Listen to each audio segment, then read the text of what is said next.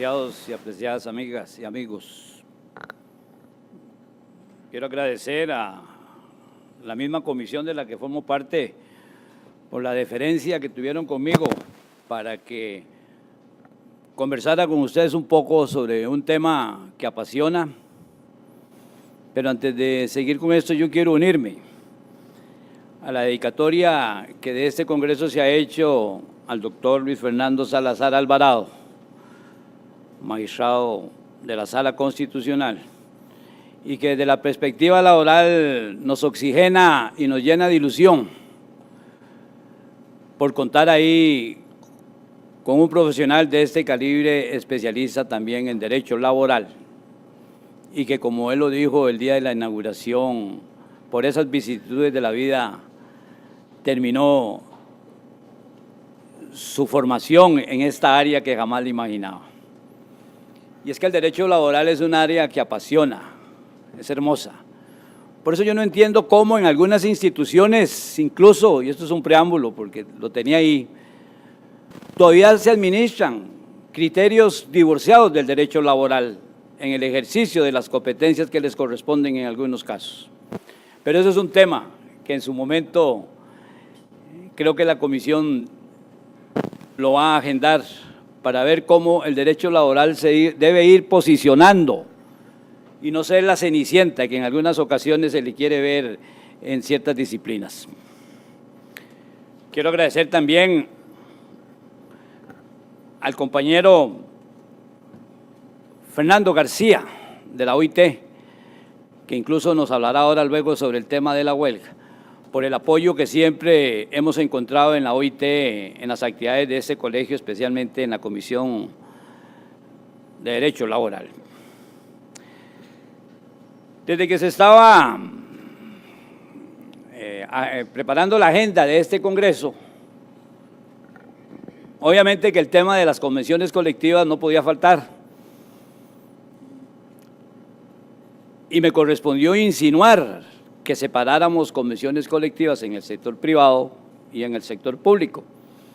De haberlo sabido, no lo hago porque me pegué la rifa. Pero con mucha felicidad y con mucha tranquilidad voy a hacer aquí una presentación con base más en la experiencia que estuve por tantos años en el Ministerio de Trabajo y en la que me correspondió estar muy de cerca de este tema de las convenciones colectivas. Tema que, como lo decía al principio, ha sido satanizado. Y yo creo que se ha agredido desde el punto de vista del derecho laboral el instrumento de la convención colectiva. Porque independientemente de que hayan algunos abusos en algunas de ellas, no por eso el instrumento de la convención colectiva debe ser eliminado totalmente del escenario nacional y mucho menos en el sector público. La convención colectiva, en mi criterio, contiene 3 eslabones. Uno, como lo decía el doctor Bolaños en la mañana, el punto de partida que lo da el artículo 58 del Código de Trabajo cuando nos define los mínimos que debe contener esa convención colectiva. Para a partir de ahí, por la vía de la negociación racional, estoy de acuerdo, proporcionalizada y con responsabilidad, pues se obtengan beneficios que superan esos mínimos. Beneficios que en algunos casos en la agenda política incluso se ha querido ver como abusos o privilegios desmesurados. Puede ser que algunos de ellos efectivamente así lo sean. Y ya de toda suerte la Sala Constitucional ha venido vaciando de ese contenido muchos de los alcances de las convenciones colectivas. Pero entonces aquí es donde debemos reflexionar de dónde vienen estos contenidos convencionales y cuál ha sido la evolución histórica.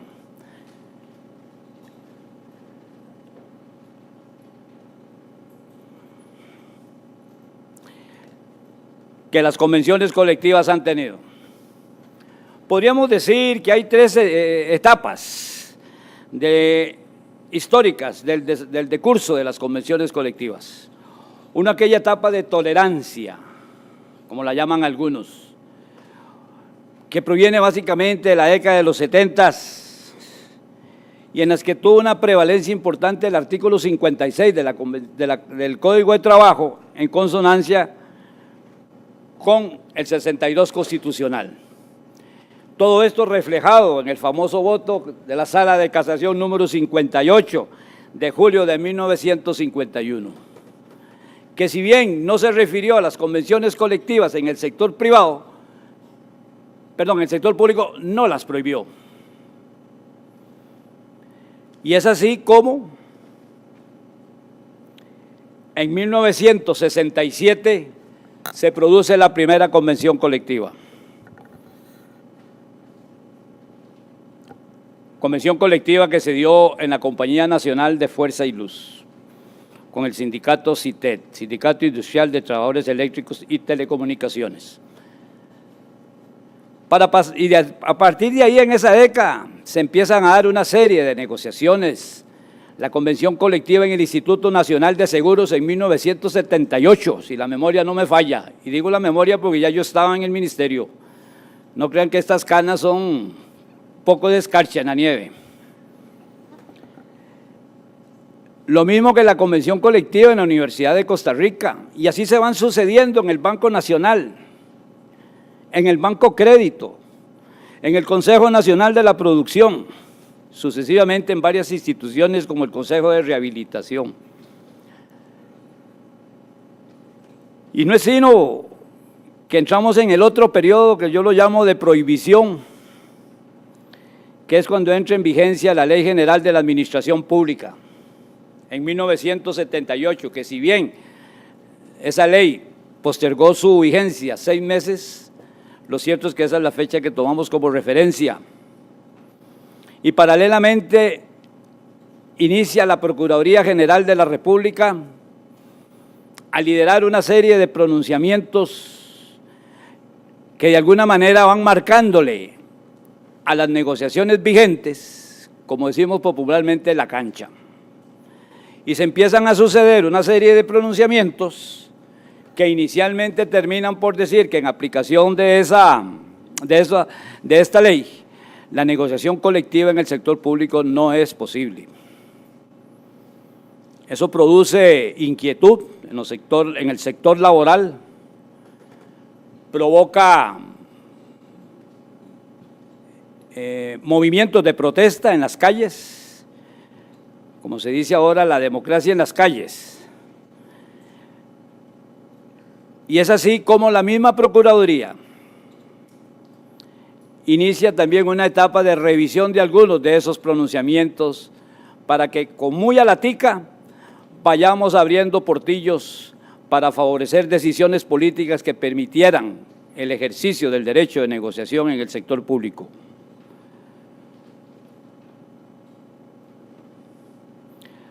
Recuerdo una huelga en la Municipalidad de San José que obligó al gobierno de entonces a correr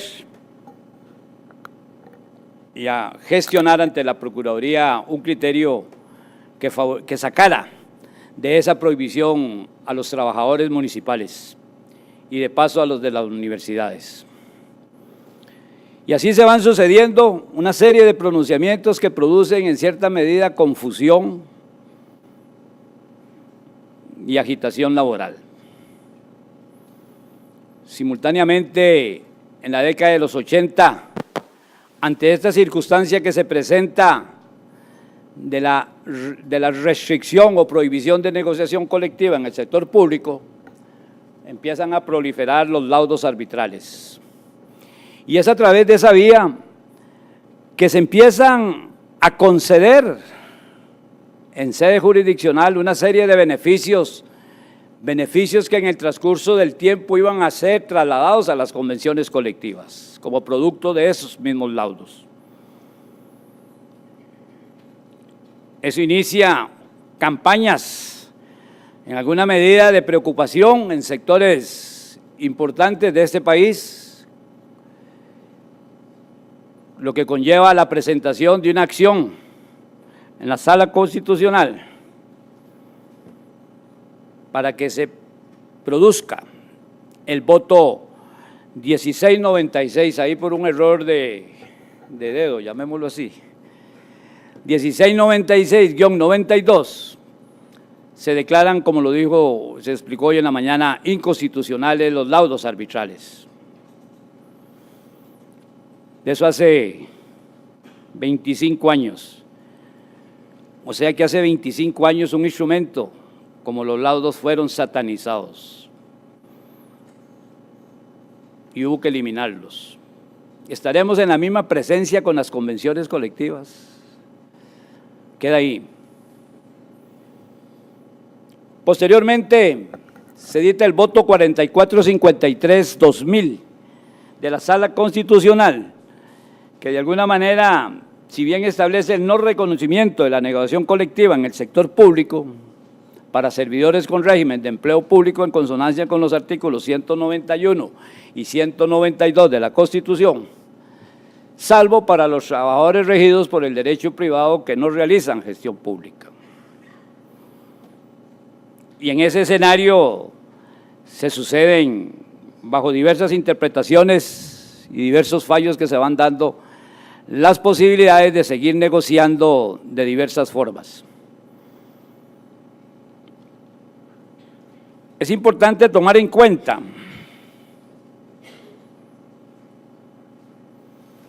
que previo al instrumento que hoy disponemos, hasta ahora, antes del 25 de julio, de regulación de la negociación colectiva en el sector público, ya se habían sucedido otros lineamientos de parte de los gobiernos de turno. Y es así como,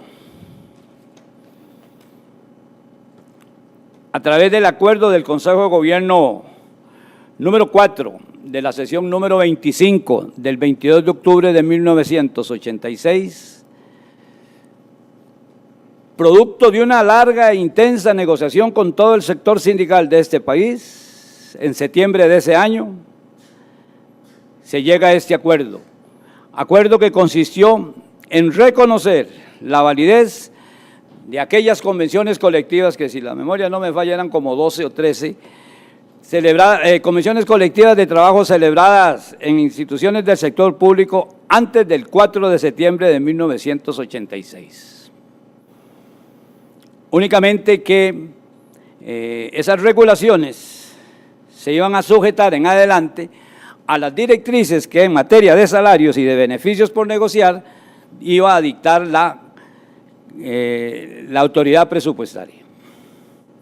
Había una consulta obligatoria. Y a su vez, se autoriza al Ministerio de Trabajo a homologar, o sea, a aprobar convenciones colectivas que estaban en trámite y que el Ministerio de Trabajo tenía en suspenso en virtud de una conflictividad que en esos días tenían prácticamente paralizadas algunas instituciones del sector público.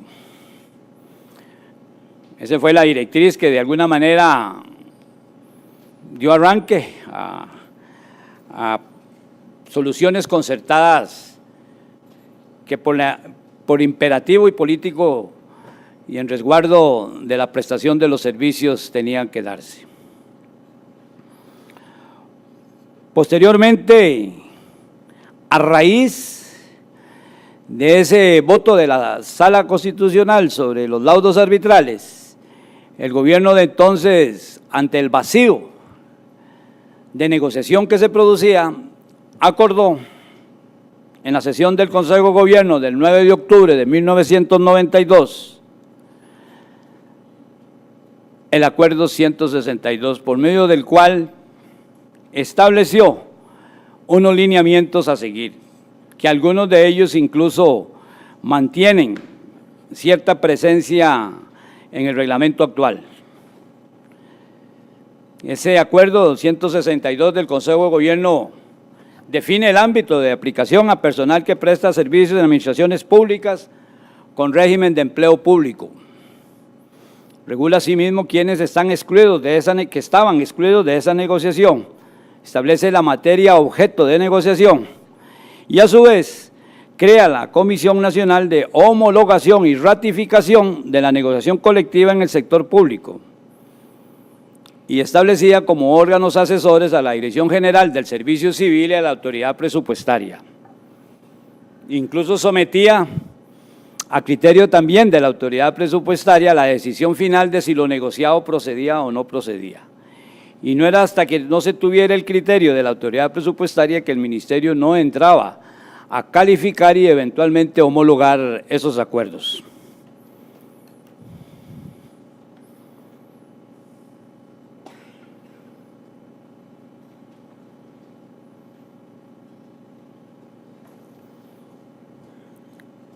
Es así como entonces, en el transcurso de los tiempos, se continúa esa negociación y a raíz de un reclamo y de un acuerdo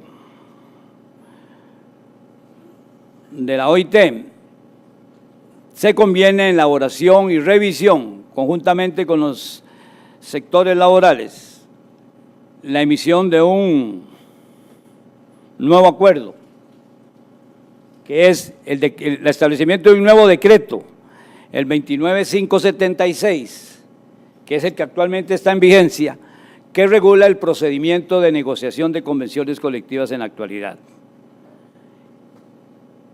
Obviamente que este decreto establece un régimen provisional concertado.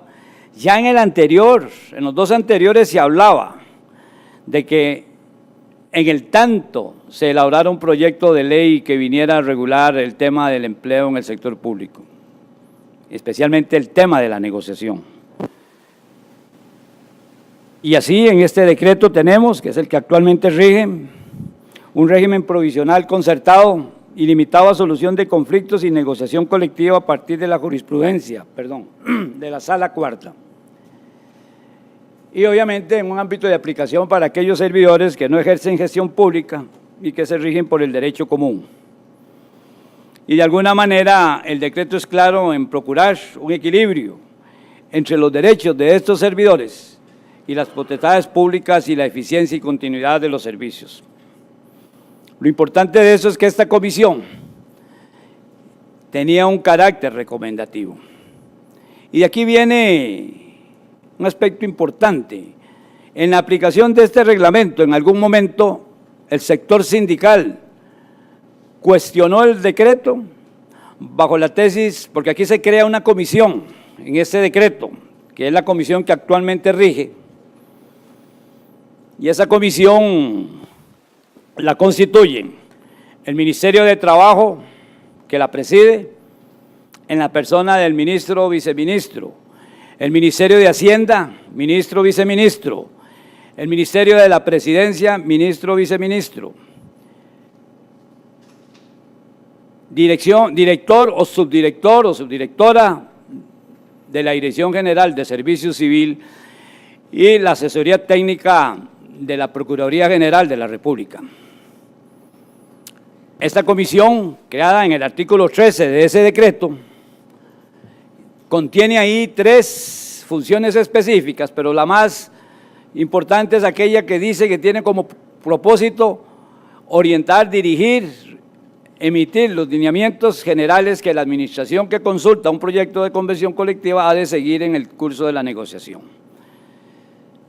Y aquí fue cuando en sus inicios esta comisión, siento que se extralimitó en sus funciones y se daba el tupé casi que de corregir aspectos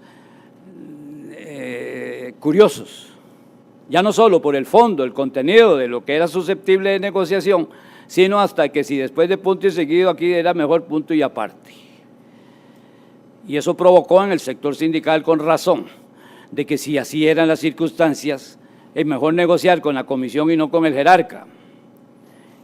Eso motivó a un replanteamiento de este decreto desde el punto de vista de su aplicación para orientar criterios de que de alguna manera la comisión lo que hace es un análisis del pliego de peticiones presentado por la organización sindical y de su revisión, pues advertir a la institución que va a negociar pues cuál es la materia en la que puede perfectamente negociar. Yo recuerdo que en alguna sesión de esta comisión, esa que digo que a los principios, en algún momento, por ejemplo, en materia sindical, decía el pliego de peticiones, solicitamos 50 días de permiso para la junta directiva. Y la comisión decía que ¿por qué 50? Porque mejor no les damos 20 o 25, sin ningún criterio. En los tiempos en que la comisión en la que tuve la oportunidad de participar, se cambiaron los propósitos y los criterios y dijimos, en materia sindical, de acuerdo al decreto, usted puede negociar lo que le parezca siempre y cuando se ajuste a los criterios que la Sala Constitucional ha emitido en cuanto a proporcionalidad, racionalidad y razonabilidad. Porque ¿quién más que el jerarca de la institución que conoce por dentro la misma que una comisión que desde afuera, y que si lo vemos por su composición es una comisión más política que técnica? Así ha venido funcionando la comisión. He de decirles, esta comisión desde el 2001, que fue cuando fue constituida, si hiciéramos un análisis de los contenidos de convenciones colectivas que están ahí, es muy poco lo que cambió. Todos aquellos beneficios o excesos estaban muy antes de esto. Y si vemos la materia objeto de negociación, prácticamente, materia salarial, no había posibilidad. En esa comisión, como anécdota, recuerdo que siempre perdí mi criterio. Vamos a recortar un poco. Mi criterio de que sí era posible negociar por encima de los 8 años la cesantía, como lo ha dicho la Sala Constitucional, por vía de convención colectiva, pero por criterios económicos y políticos, la votación siempre quedaba 3-1 o 4-1, no sé cuántos éramos, porque uno entendía el tema de la restricción de gasto público, etcétera. Pero no me voy a quedar ahí porque veo que ya me tarjetearon. Entramos así a la Ley 9343 de reforma procesal, que en materia de solución de conflictos viene a definir la validez de todas aquellas negociaciones como medios adecuados para la solución de estos conflictos, que le voy a cambiar hoy para sintetizar el espacio y tiempo que me dieron. Ya no voy a decir de carácter económico nacional, sino solo de interés, como dice también la doctrina. Y se incluyen la conciliación y los laudos arbitrales. Obviamente que las convenciones colectivas, y por eso es que yo digo que de alguna manera con esta reforma procesal se rompe con la interdicción existente desde 1992 respecto al uso de la conciliación y el arbitraje.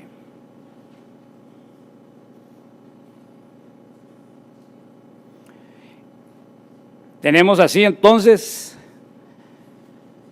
que conforme al artículo 688 se establece el ámbito de validez de las convenciones. Hay un reconocimiento legal frente al reconocimiento reglamentario actual. Establece los destinatarios de la negociación. Trabajadores, ya hoy don Fernando Bolaños lo comentó prácticamente, y ayer la señora magistrada, doña Julia Varela. Si me está escuchando, disculpe, doña Julia, que no creo. Y establece las excepciones, obviamente, hacia miembros de supremos poderes, funcionarios jerárquicos de alto nivel y todo lo que en ese artículo se dispone. Vamos a correr un poco.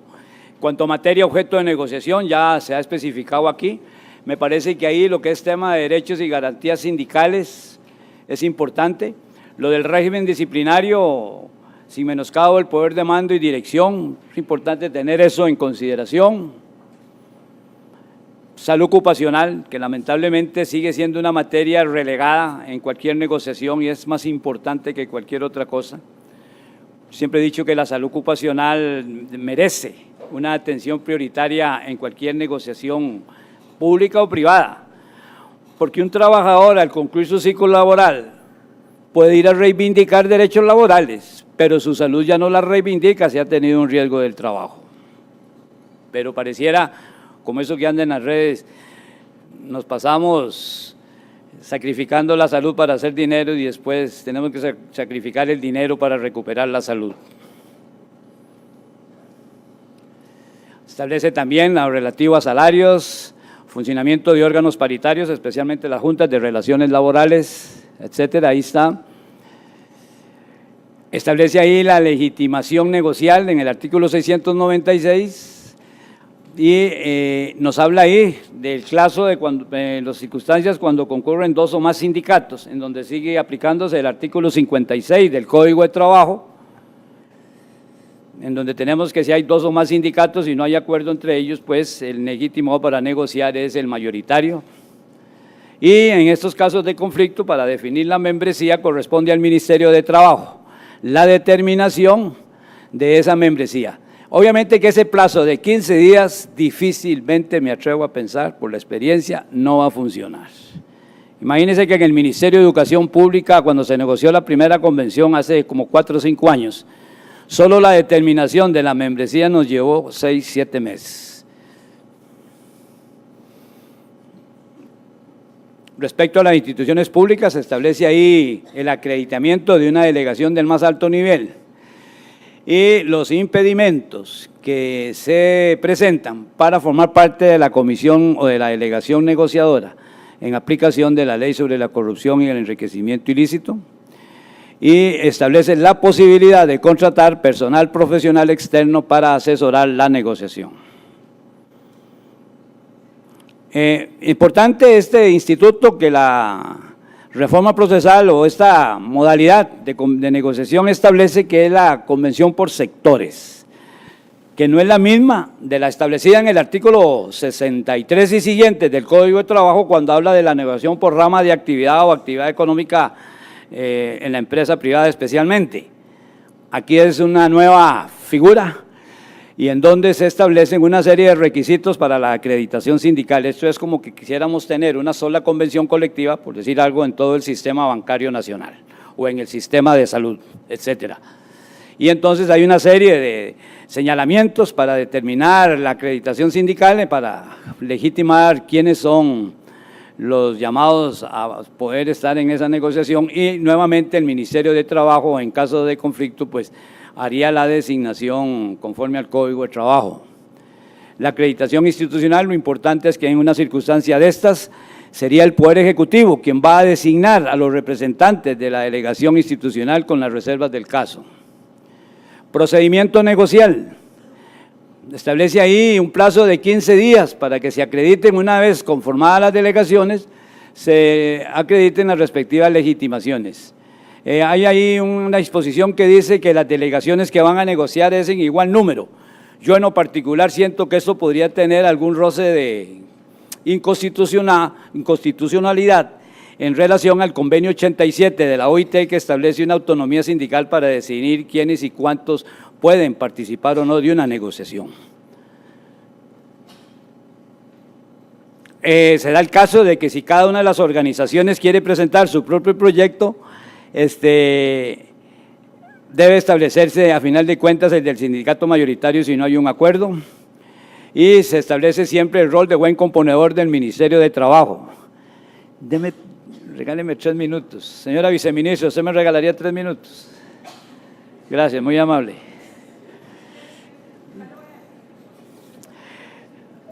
Cierre de la negociación. La Administración Superior debe aprobar lo negociado. Ahí establecen el 704 más o menos el procedimiento de aprobación y los plazos que se establecen. Y la vigencia de estas convenciones colectivas serían de 1 a 3 años. Recuérdese que en el que dije del artículo 63 establece una posibilidad de, por mediante un decreto del Poder Ejecutivo, que la convención colectiva rija de 1 a 5 años. Aquí es diferente, aquí es de 1 a 3 años en cualquiera de los dos escenarios, sea por sectores o la convención individual, o lo que llamamos convención por empresa. Hay un depósito ante el Ministerio de Trabajo.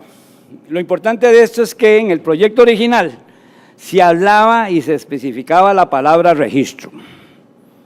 En el documento definitivo se establece la palabra depósito y tiene su razón de ser. Ahorita la vemos. Y obviamente la publicación en el diario oficial, la Gaceta de la Convención negociada. Los efectos de la convención, que tienen ley profesional conforme al 711 del Código de Trabajo en concordancia con el 62 constitucional y el 54 y 55 del Código de Trabajo. Su eficacia queda sujeta al contenido e inclusión presupuestaria según el trámite ahí establecido. Y en tratándose de administraciones descentralizadas, tienen un plazo de 3 meses para incluir las modificaciones presupuestarias que se consideren pertinentes, y se establece el proceso de lesividad para la nulidad de cláusulas de la Convención, que según la Ley General de la Administración Pública pudieran contener violación de normas de procedimiento o de normas prohibitivas. Quedan estas preguntas para ir cerrando. Se elimina el proceso homologatorio del artículo 57 del Código de Trabajo. Lo digo porque cuando se dijo que para su depósito ya no es el registro supone la calificación del documento, que queda circunscrito a una aprobación o improbación, mientras que el depósito es la entrega material del documento a efectos de que el ministerio lo tenga en sus archivos, en sus registros, pero sin ninguna posibilidad de definir la aprobación o no. De ahí que queda en algún momento, no creo que hoy, pero en algún momento cuando se presenten casos, que ir a pensar el Ministerio de Trabajo y también la misma Procuraduría General de la República. Y la segunda interrogante es, lo cual yo creo que sí, desaparece la comisión negociadora creada en el reglamento. Yo obviamente que estoy de acuerdo en que desaparece, es decir, comprendo la literalidad de la... Sin embargo, hay quienes sostienen algunas interpretaciones que no creo que resistan mucho fundamento, y nada más queda planteado ahí de que al no existir comisión, mayor responsabilidad van a tener los jerarcas de ver qué es lo que negocian y qué no negocian. Muchas gracias, señora viceministra, muy gentil de su parte.